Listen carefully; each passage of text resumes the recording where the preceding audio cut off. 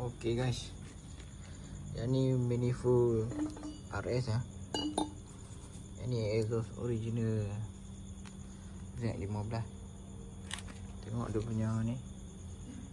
Yang ni tengok nampak macam lebih straight tu eh.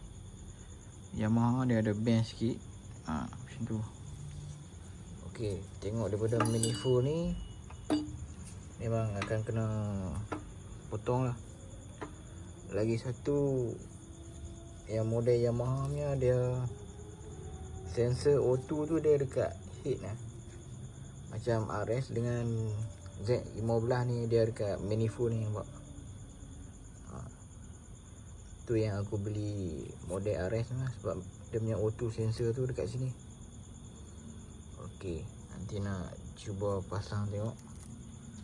Tengok dia jadi macam mana. Harap-harap kena modify tak banyak lah. Cover ni kena buka. Untuk exhaust dia ada dua boot lah. Dekat sini satu, dekat sini satu. Habis tu dekat head dua. Sini saya 14, 12, 12. Okey guys, kita cuba tengok. Okey guys, ni mini full RS lah aku modify. Okey, ini dia ngam lah. Sini pun ada touching sikit tapi tolak. Okey, lepas tu mini full ni aku potong. Aku buat macam ni. Nanti aku akan welding kat sini. Tambah skru lah. Tambah besi. Bagi tutup balik yang ni. Lepas tu belakang ni aku join dengan exhaust Y16. Ini aku marking dekat sini.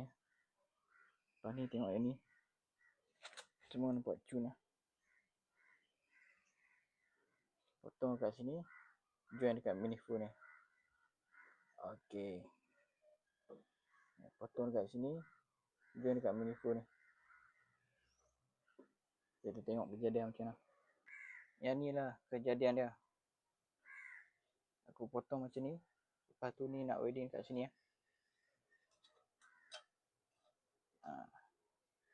Tu yang ni welding kat sini. Macam ni. Nanti boleh cuba modify ya. Dia ada gap sikit, lebih kurang banyak ni lah. So lah ni aku nak pergi kedai nak welding. Lepas tu siap. Inilah kejadian dia.